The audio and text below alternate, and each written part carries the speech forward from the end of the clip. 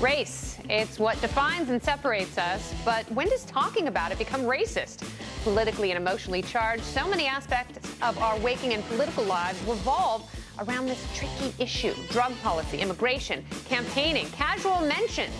Anytime we differentiate based on different skin color, we land in hot water. But it's a tool often overused to pigeonhole and stereotype people and entire groups, and it's almost impossible to unpaint yourself once you've landed in the racist corner.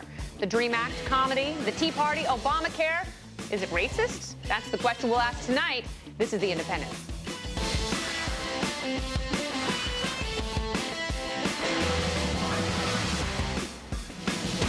Hey there, I'm Kennedy with Reason Magazine editor-in-chief Matt Welch and Kmele Foster from Free Think Media.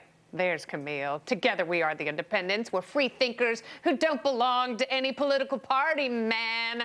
Joining the party panel tonight, it's Backlash author Deneen Borelli and Independence veteran Rich Benjamin from Demos, a think tank where people sit in a tank and think. His book is called Searching for Whitopia. We all have our reasons for wanting to discuss race on the show. Comes up a lot when we're planning our topics for The Independents. We ask ourselves often, is this racist?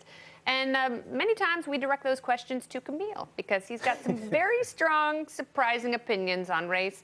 So Kmele, I will start with you. In your opinion, what is racism? Well, I think we have to start with what is race. There is a broad scientific consensus at this point. Race is not a genetic concept. It is a social construct. There is no genetic or biological bright line that separates us. We all have common ancestry. When Craig Venter, the famed geneticist, talks about race, he typically talks about our perception of race as this visual acuity that we all sort of have when we look at one another and regard one another and quickly categorize one another. It's been no end of problems when we look at politics, certainly in the context of the United States and around the world, but it's a fairly young concept, several hundred years. Now, when we talk about what is racism, it's I guess I would define it as beliefs or actions that are, in fact, constructed in such a way that they suggest that one racial group is superior to another racial group. But I think intention matters a great deal as well. And that seems to be the one thing that we've lost. Nowadays, we confuse racism with pretty much any sort of insensitivity, anything that we don't like, and broadly with something else, which I don't think we properly understand, which is racialist. Yeah. Being a racialist or racialism, which is just the general concept of race. Well, good thing the show isn't called Racialist. Yes. Is it racialist? Because I get confused. No. So, Matt, why do you want to do a show that asks the question, is it racist? I think the primary interest for me is the concept of minority rights. Minority meaning literally a small group of people, however defined.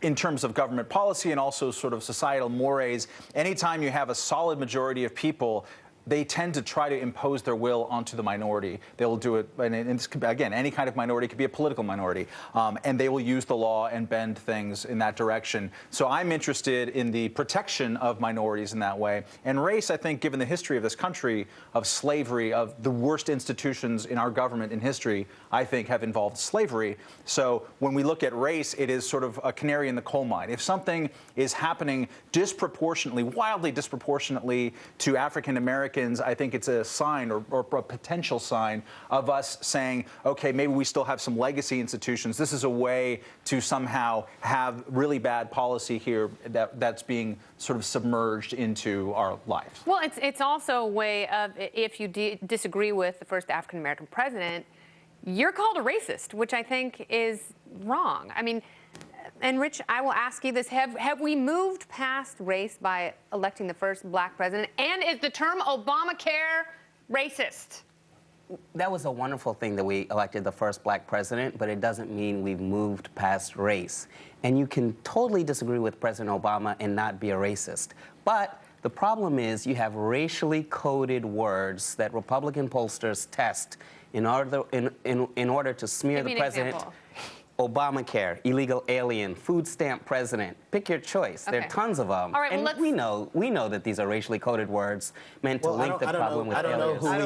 I don't know who he is. And unfortunately, this is the hallmark of the Tawana Brawley era of civil rights. We don't have actual instances of racism, so we find anything that seems incivil or that we dislike, and we brand it racist, and we call people nasty names. These are racial. You're going to have to do better than that. They're racial code words because you're saying they're racial code words. No, they're racial code words because Republican you had your pollsters time too. to speak. Allow me to talk. You have people who disagree with President Obama and his failed policies. Has absolutely nothing to do about his skin color. If that was a fact, he would not have been elected once and twice as president of the United States. Why doesn't Newt Gingrich? So to say that his code word is utterly ridiculous. Why doesn't Newt Gingrich go to South Carolina and call him the Medicaid you call president? him and find out. But why does the White House website use the term Obamacare? Why did Democrats use the term Obamacare? Why does Anthony Weiner take credit for inventing the term Obamacare? But this is not my I think opinion. Melissa Harris Perry is out of her tree. Let's take a look at Melissa Harris Perry talking specifically about the word Obamacare, because she's crazy. I want to talk today about a controversial word. It's a word that has been with us for years. And like it or not, it's indelibly printed in the pages of American history. A word that was originally intended as a derogatory term, meant to shame and divide and demean. The word was conceived of by a group of wealthy white men who needed a way to put themselves above and apart from a black man, to render him inferior and unequal, and to diminish his accomplishments. Y'all know the word that I'm talking about. Obamacare. Obamacare! Oh my God! Go to the White House website. You're not allowed to say Obamacare. No, you're not, because it makes you racist. I think it's so silly because it really takes away from what actual racism is. It truly does. It diminishes when you call everyone a racist for using a term for failed policy. It's not calling people racist. People can be kind human beings without a bad thing in their heart. The point is, and this is not my opinion, this is a fact, Republican pollsters have tested certain words. Obamacare sounds like Obama scare. Food stamp president isn't a Medicaid president, it's a food stamp president, because you associate food stamps with minorities. Here's what the left likes to do. That's not an opinion. Illegal aliens. Illegal aliens. No. I'm going to let Deneen talk right now because she wants a chance to speak. Anytime their big government policies don't work, race is injected into the argument, and it's an emotional issue, and it's a way to stifle people's opinion to get out the point that they want to make. Obamacare is a failure. Families are losing their insurance. I know of individuals who are losing their insurance, and this is happening on a daily basis. The rates are not lower. The premiums are not lower. Americans are being harmed. So to play the race card, I find it to be very irresponsible and dangerous. It's a horrible tactic to use, and it's just a poor way of trying to relay their message and to attack those who disagree with President Obama. Okay, Rich, I know you're excited and your passions have been stoked, and I appreciate that, but you're going to have to come back. And we're going to see you in a later panel in just a little bit. We will keep talking and ask the question whether or not it's racist. Lou Mother-loving Dobbs is going to be here. He's going to break down immigration.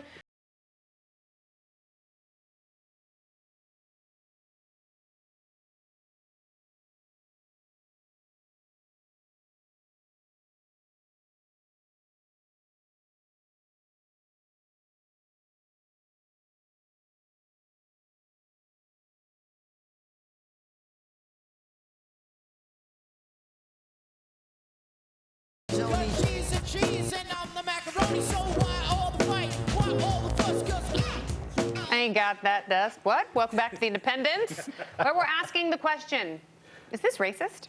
People brand all things all the time as racist. Well, let's go through some examples and decide where they fall. Comedians Sherrod Small and Jim Norton join us. Welcome, gentlemen. Thank you. In the building. I want to say that first segment was not only racist, it was divisive. Yes, I didn't like it at all. And not as funny as I thought it would be. Absolutely.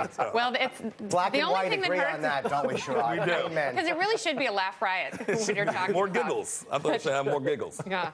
Well, wait till we invite Carl. All right. South Carolina Congressman Joe Wilson shouted at President Obama during a speech to Congress. He shouted, "You lie!" Let's take a look. The reforms I'm proposing would not apply to those who are here illegally. So great. That's one of my favorites. Jimmy Carter called him racist. Is that racist? Yeah, I'm gonna say yes. Why? Because he's white and from South Carolina? Because I think it was more to that sentence that he wanted to shout out, but he just stopped himself. What else did he want to say? Yes. Mind reader. Like the sheriff is I near? think a little Paula Dean was in there.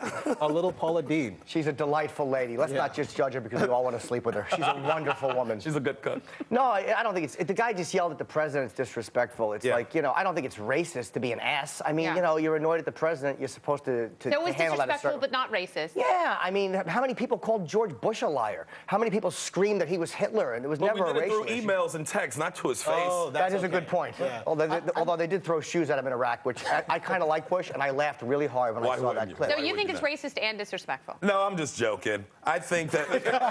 Oh, racist. Listen, when you look at these, when you look at like footage from these different countries, like European countries, even Asian countries, you see their parliament or their senate, they yelling and cursing and screaming They everything. do, and that's the best part. So we just need catching much up. time. We got to get through these. Twerking. How can dancing like a hungry hooker make you racist? Miley?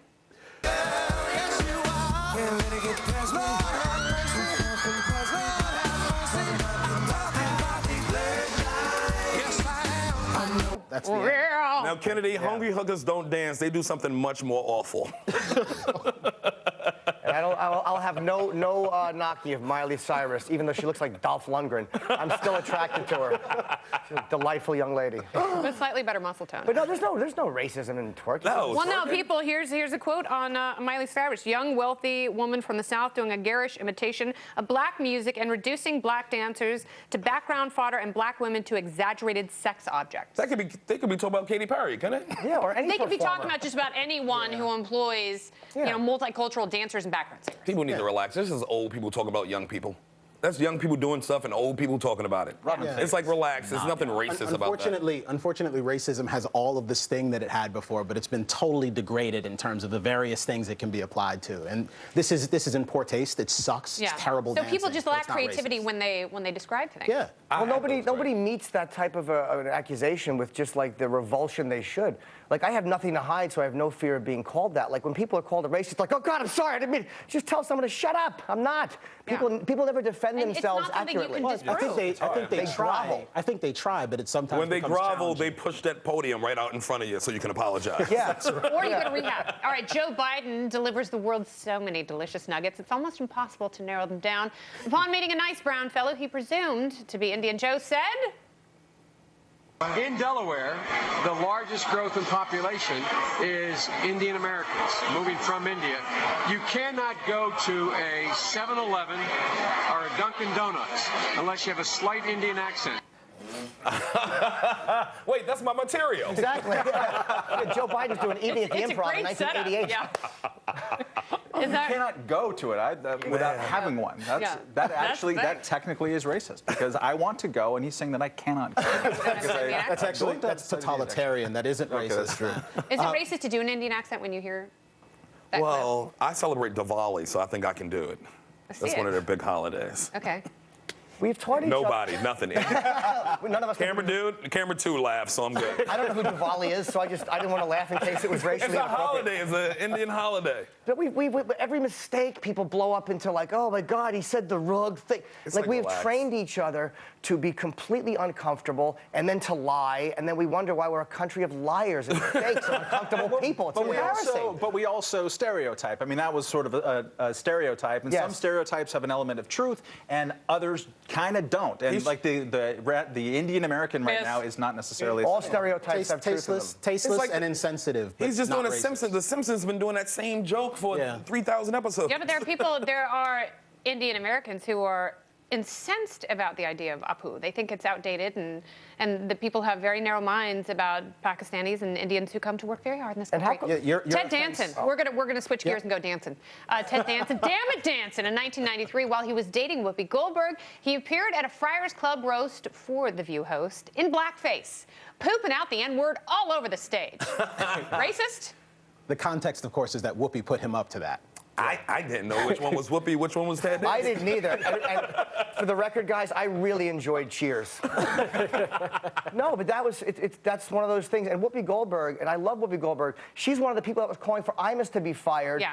After she had taken part of that. And we asked her about it on Opie and Anthony, and she hung up on us. When she was doing radio, she called our radio show. And it was like, you've been You at know, the end of answer this. the question. I'm sorry, but she should absolutely answer that question. And you can't claim that one person doing that, the exact same thing, is racist just because the context is slightly different. But Kennedy, when you're dating somebody, you let them get away with stuff, don't you? Yeah. Well, do you also But you won't let them When I put dated them Ted up to Danson, it? I will tell you he never wore the blackface. Oh, nice. We just like to watch each other squirm. We do. And can anybody on the panel or anybody who's ever been a guest here say they've never said anything culturally or racially lousy? Not today. We all have. I did on the radio this morning. We've all said rotten things. So what?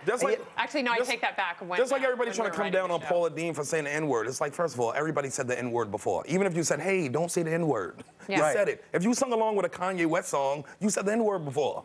You just can't put the hate behind it. That's the problem. You can't hate people in groups. Yeah, smile after it's you say lazy. it. Don't hate the player, hate the game or something. All right, well, stay put, gentlemen, because we are going to... It is America. And we're going to find out more racist things. When are funny things sad? When they cross the line and become actually racist rants? Paige and Kramer. We'll find the line next. Say goodbye to a dream. Say goodbye to a dream. Started a joke, which started the whole world crying.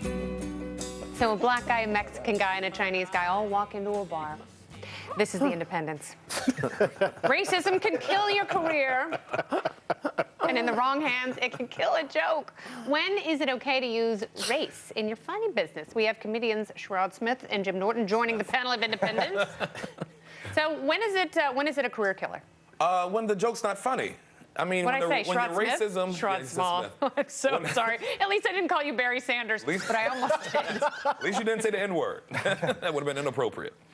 No, I think whenever the racism is more than the joke, yeah, then it's not like a good Michael joke. Richards having his meltdown on stage. Michael Richards offended me more as a comic than he did as a black man. It's like learn how to bomb. You're a comedian. What do you Lose do in and that? Okay, but lose. when you feel like you're losing it, what do you do in that moment? What he did was, I mean, first of all, the fact that Americans were so incensed at these sitcom characters, who cares? It's utterly irrelevant, his feelings on race. But he just went ballistic on a heckler. If they were a table of fat people, he would have been And like, he you was going, fat "Fatty, pig. fatty." He would have done that. And I'm not saying what he did came out as anger, and I think people can kind of sense when your intent is to be funny and when you're trying to be angry. And it's really hard to justify that. But the way the country reacted, oh, how could he? Oh, who cares? Can you talk a little bit, because it's genuinely fascinating, I think, like, comedy is made for talking about cultural stereotypes and stretching the envelope. I'm sure half a dozen of your favorite comics did exactly that, whether it's Richard Pryor or whoever. It's like the thing is, in a comedy club or a comedy situation, you have more room for error to talk about stuff. And like on TV and mainstream, you don't have that room for error. Everybody who ain't gonna say the perfect thing when they talking about things. Well, like but you Zach still want to get to it. You want to get to the perfect thing. So sometimes you say the wrong thing, and then somebody else say something, then you counteract, and then you get to something. Okay, now Zach Galifianakis had a really funny joke where he used the N-word, and he's a white person. And I see comics do that all the time. As long as it's a good joke, you can say it. It's a good joke, but he says if he does it in the wrong room, you know, he's gotten run out of. Any joke is like that, though. A religious joke, a joke about Christianity or Christ. But really, I mean, I don't see Christians. I see Christians kind of sitting down, taking it because they're used to the beating. Or but I think, Islam or anything else. Okay. Is that as heavily charged as race, More so, particularly white on black racism? Yeah, the outrage is fake, and you can't respect the morality behind it because it's not true. It's inconsistent. Like, I'll be mad if he says it, but not if he's. It's crap. So you have to address it all as crap. You can't respect it and go, oh God. Like Steve Martin sent out a tweet recently. The intent wasn't to be racist. Yeah, we've got the tweet right here. Yeah, it was harmless, and people got on him about it. It's like, can't you tell this guy's not a racist by his history and the people he does films with and the history he had with Richard Pryor? And come on.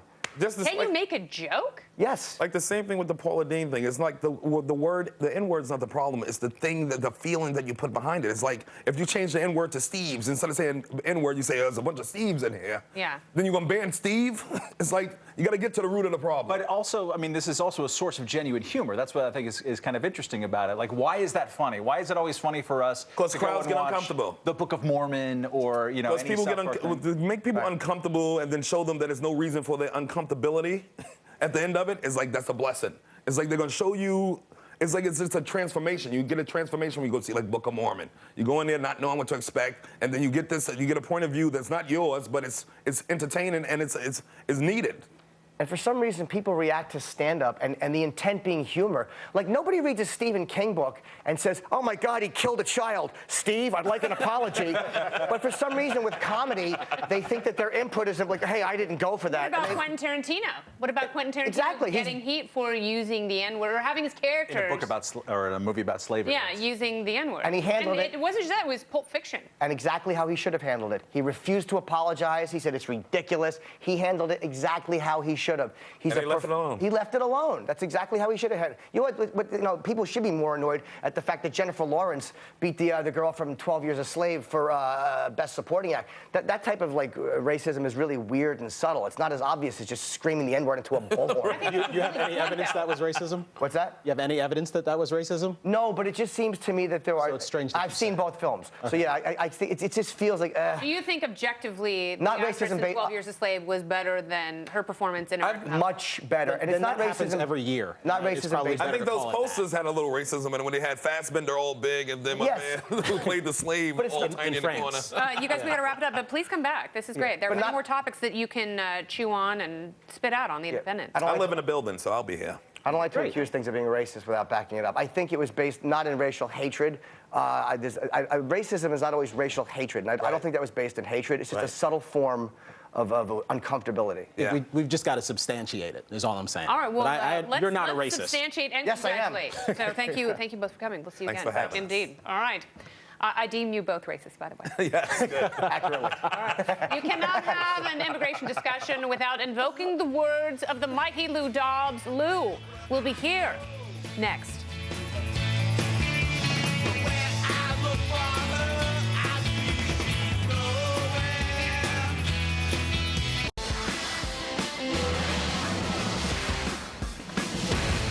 This is The Independence. Immigration policy is as divisive as it is confusing, and it is the hottest of political potatoes.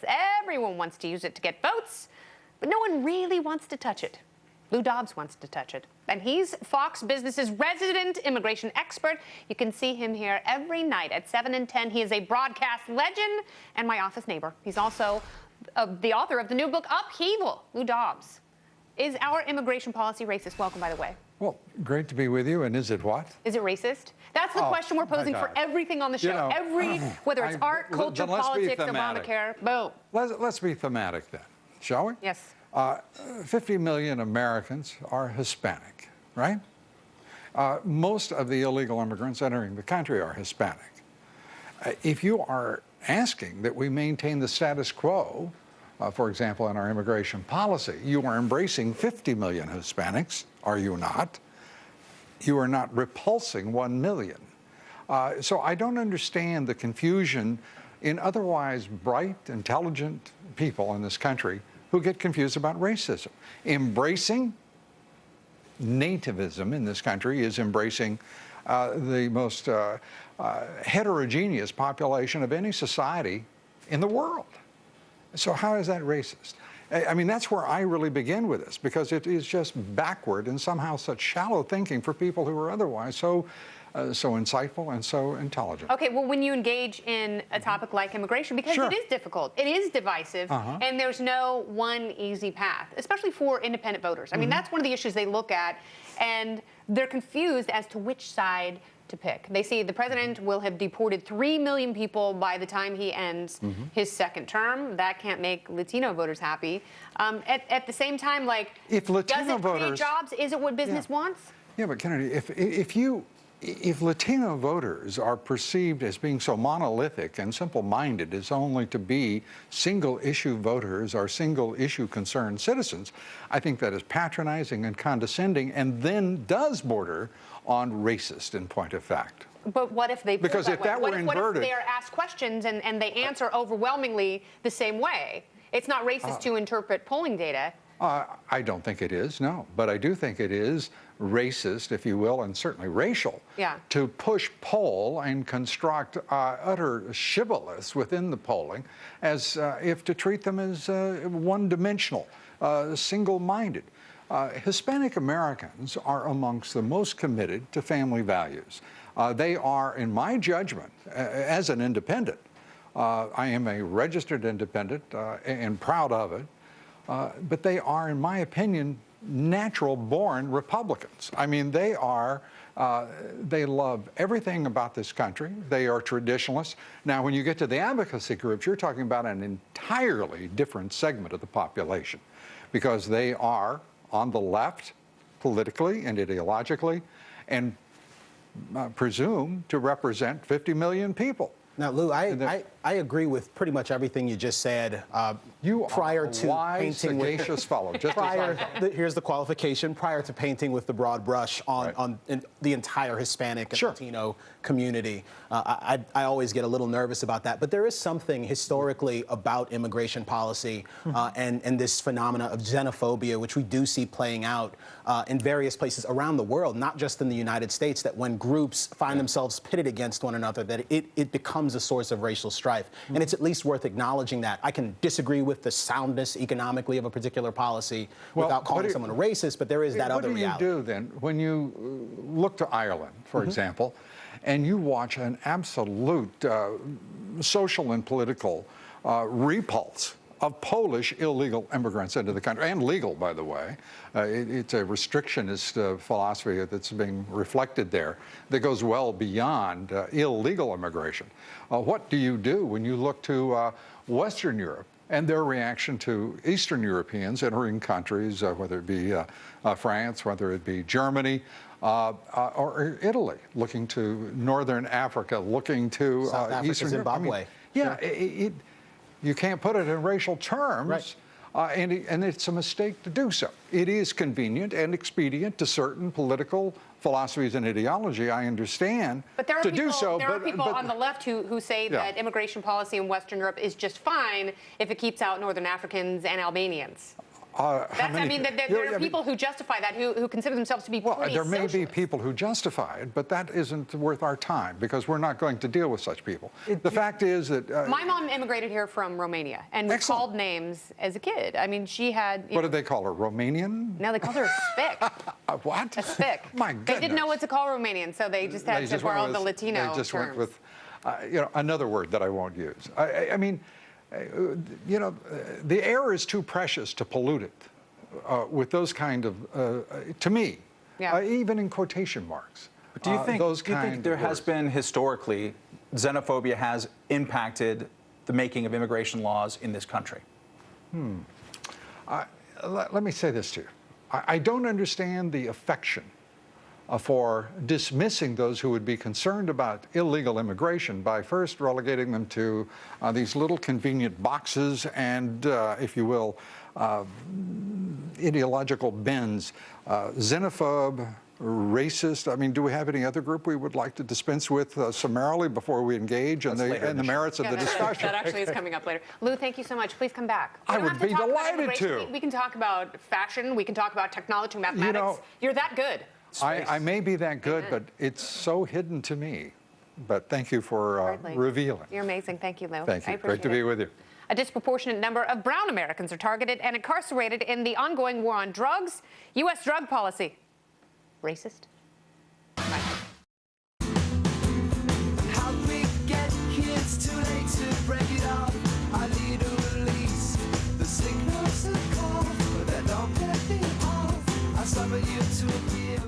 Welcome back to The Independent, as we welcome back our panelists, Deneen Borelli and Rich Benjamin.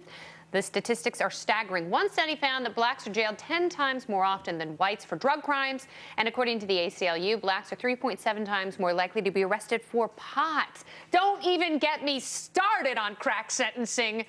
How could you claim our drug policy in this country is anything but racially motivated? Matt Welch. I can't, and I won't. Kmele might disagree with this. No, I think this is a case of, again, canary in the coal mine. The fact that this is disproportionate. What do you mean by that, by the way? I mean that when you have something that is so disproportionately affecting a group of people in a negative way, in this case, black people, it's also poor people, I think, in general, that is a sign that the tools of power, in this case, the cops, are using whatever available power to go after disfavored minorities, however defined. So that's a signal to us, a canary in the coal mine, if you will, that this policy at heart is bad. We've given too much power for too little reason on and these are modern statistics. I mean, we know that cocaine, marijuana, opium, they all have their prohibitionist roots in racism. And you can go back to newspaper articles the Harrison from the time. Narcotics Act was in fact adopted so that they could pursue Asians who were using opium, for example.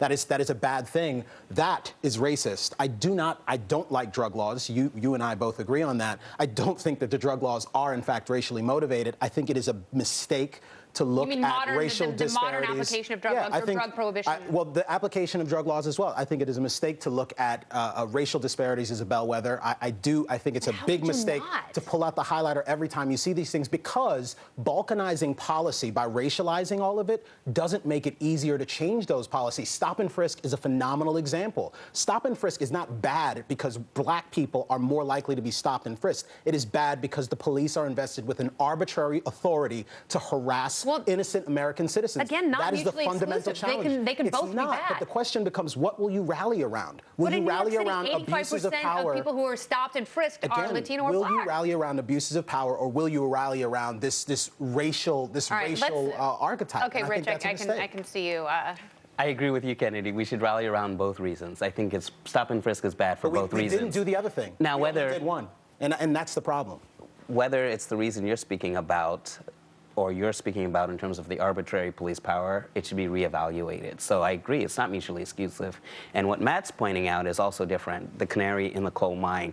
Difference, and it's not just that more blacks are in prison. That's not so much the point. It's who is arrested and who is prosecuted, how the law is applied. And where is the police present? Like, why is that happening? Exactly. Why do you think it's happening? I don't think it's a race issue in terms of the number of arrests that are happening in urban communities because of drugs. I think it's because of the number of police presence that is in that community, and that's why that's happening. And also, I'm sure it's not just all white police officers, so I can't really see this. I don't think it is either. I mean, I live in LA, and the LAPD is it's very multicultural. But that's new. Let's acknowledge that. 20 years ago, that wasn't necessarily the case. I grew up with a case of a popular football running back at Long Beach State, innocent kid, basically hauled into jail, beaten to death, and then staged a hanging. A guy named Ron Settles. I mean, this was the way the Signal Hill and the Long Beach Police Department acted in the early 1980s. Yeah, I mean, Southern California still has its problems with law enforcement. That's not what I'm saying. But it's not as though if you see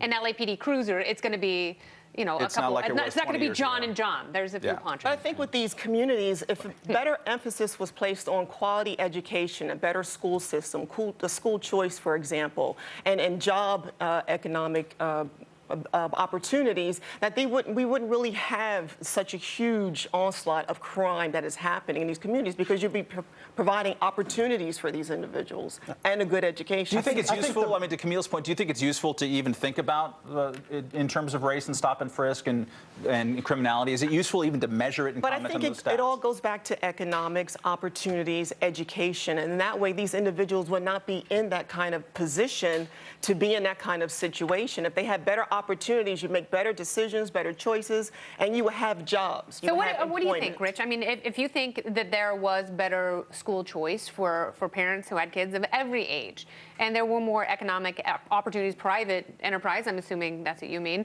do you agree that the situation might reverse itself in time? I don't agree with school choice. I think that's just become a conservative buzzword. But I do agree that quality education matters. Okay, people define that differently. That's definitely, I agree with opportunity. That's a good thing. I agree with jobs, and we would have different outcomes. So I agree with the spirit of what's being said. I don't agree with the details. All right, very good. Well, thank you both for being here and for having great discussion. Really appreciate it. We are talking about race, and we're really gonna go there next when we discuss the N-word. Narcissism. I love me. Stay here. Don't believe in everything that you read. It's just a crazy situation. Nothing's guaranteed. Another trip around the sun. Time for. Hello, this is The Independence, where we try to keep it real, and we've talked about it. If we're going to have an honest discussion about race, we can't pussyfoot around the most divisive word in the English language. The N-word. From Paula Deen to Richie Incognito, how 6 little letters can undo an entire career. Just a warning, some of the language might get a little raw. Blame Camille. I do. Why are we so obsessed with this word? a complex history. I mean, it would be a mistake, and I mean, we've talked about it all throughout the show, to ignore the complex racial history in the United States. Nigger is a word that has a tremendous, you couldn't even see them all grimacing when I said it. Nigger is a word that has a tremendous amount of historical baggage attached to it, but it also has a contemporary context as well. And I think there's something really, really important about the fact that I can say it, and that all of you are so uncomfortable saying it. When do you get uncomfortable hearing a white person say that? I only do when the intention is there. I mean, What do you mean? If there is an actual intention to be, well, one, someone could just be trying to be provocative. Yeah. And that can make you I've heard one of your friends Yeah. do that, and I was offended because he sounded like a douchebag. I'm not certain who this person is, and, Yes, you and know. again, calling them my friend may be a little too generous. Well, We'll I have didn't to say talk his about that name later. or hers. It could be a her. Then again, but in all seriousness, I wonder a little bit about hypersensitivity and being insensitive, and if those are not two sides of the same coin, and if those two things can't both get us into a significant amount of trouble. We have people in this country whose careers have been ruined for using words that sound like nigger, but have no etymological link to the word nigger. Like and that is niggardly, obviously, which means obviously stingy, inappropriate. and there was a city councilman Right. who had to apologize and was almost dethroned for using the word meaning stingy because he laughed after he said it. And that's the hypersensitivity. And I think it's indicative of the moment that we find ourselves Well, if you're going to say it, own it. Yeah, but it's indicative of the moment we find ourselves in, which is a universe in which most of the racism that we would have seen during the civil rights era has been extinguished. We do not find that routinely anymore. And people are, in fact, manufacturing incidents of racism on a regular basis and finding various things that outrage them, calling it racist. And nigger is a word that is used routinely in hip-hop music, for example. Well, no. And is owned by that community. N-I-G-G-A is used. Pick your poison. I'm not You sure. don't think there's a Tomato, difference? tomato. Because there are people who think there's a difference. I'm not certain. Is it so unhealthy? Is it so unhealthy that a large number of people, white people, or even Romanians, are they white anymore? I'm not really sure, but You know what? I don't even know. Ask my white grandmother, and she would say no. God rest her soul in heaven. That's a topic for another show. All the different ethnicities that were not considered to be white 100 years ago, but now are. Sure. But I mean, it's actually, couldn't it be a sign of health that a large number of people think, hey, this word is inadvisable. It makes my ears bleed hearing it, because I heard a cop growing up in my neighborhood talk about how we used to haul the N-word back, because who's going to believe an N-word? And that is awful. But no, I don't think it's a sign of health. I actually think it's a reflection of a tremendous hypocrisy that is pervasive in our society. What's the hypocrisy of not wanting to say that word? I can say any number of things about race that you simply can't say. I can make observations that you're not allowed to make because it might jeopardize your career or any good thinking person's sensibility about the good kind of guy Matt Welch is. My grandmother never used the N-word. She used the word Canadians. Team names have been all over the news, and you know who the biggest offender is. The Notre Dame Fighting Irish. So all Catholics are leprechauns? Nice. Is your mascot offensive, or worse, is it racist? It's The Independents.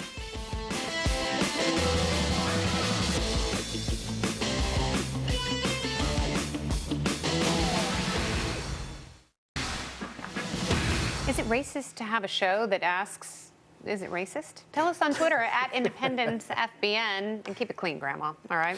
I went outside and asked a sampling of concerned streetgoers whether or not the Washington Redskins should change their name, because some people say that is racist. Have a gander.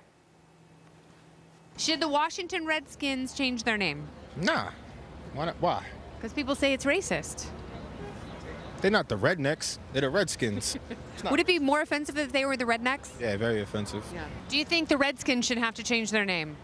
No, not exactly. Do you think the Washington Redskins should have to change their name? I don't know about that. Don't you think that's a bit rude, the name Redskins? No, I don't think so. Should the Redskins change their name? Yes, they should. Yeah. To what?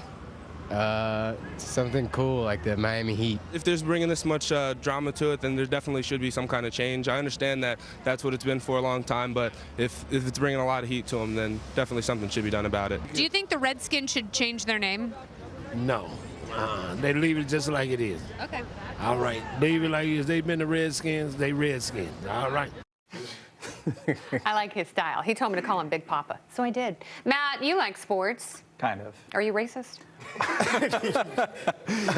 Don't I have to Yeah, say he whether or not? has to judge. Yeah. You are the judge and jury. That's aren't true. I thought one of the more silly journalistic things, nice, I'm changing the subject here, this year was when Slate and the New Republic and a bunch of actually not particularly well-colored or sporting publications all said they're not going to use the term Redskins. They're going to talk about the Redskins as the, I don't know, the Washington Footballer Club because the name is anachronistic and potentially racist. They don't even use it when they talk about potatoes. They just call them new potatoes. It's weird. I mean, no one knows what I mean when I say this, but I believe in the etymology of the rock band The Who, which is to say that The Who is the dumbest name in the world, but you don't listen to it in terms of, that's a dumb name, it's The Who. You just take it for granted because when we were born, The Who was already there. It was a thing, and you take it for granted, right? So a lot of these old names, like I just learned from crack producer Anthony Fisher. Anthony Fisher. The New York Knickerbockers is somehow like a collection Racist. of Dutch people. The USC Trojans should change their name. What would you change them to? This is going to be racist, whatever your answer is. I'm not even going to say it because I don't use that word on TV. Okay? But it's a funny thing. I think that sports is like where we hash this stuff out because we actually have an egalitarian playing field. Like if you drop a microphone in the locker room and they don't know it's being taped, that is going to be a more honest conversation on race than you can ever have on TV. It's going to sound like that scene from Blazing Saddles around a campfire. I agree with so much of that. I love the notion of letting the market decide. I also hate the Redskins passionately, and I just want to make certain that I've said that explicitly. But there is something very similar. There are similarities between sports enthusiasm, the tribalism that exists there, and race. And what I would love to have happen one day is a world in which people's various feelings and opinions on their favorite sports teams are about as strong as these expressions of racial pride, which is something that I just don't abide. I find well, I happen to have a name for the Washington Redskins. What's that? Losers? The Bullets. That's a Washington Bullets. Yeah, I can't. That would be a great name. Go ahead and change it. No one's using it. All right. Well, thank you, gentlemen. Thank you. All right. What else do you want to say about racism? Have we said it all? I think. Did you conclude that anything was racist? Sure. Things that are racist are racist. Okay, very good. All right, we have made it to the end of a sensitive and charged show, and just because we don't have all the answers doesn't mean we can't ask, is it racist? The most important thing is to have an honest discussion, laugh at ourselves, and take stock in the things that still make people wince. That's the only way we'll get past it, because if you keep these questions covered up, we will never fully heal. The point is to have a society that moves beyond race, and I trust no matter what color you are,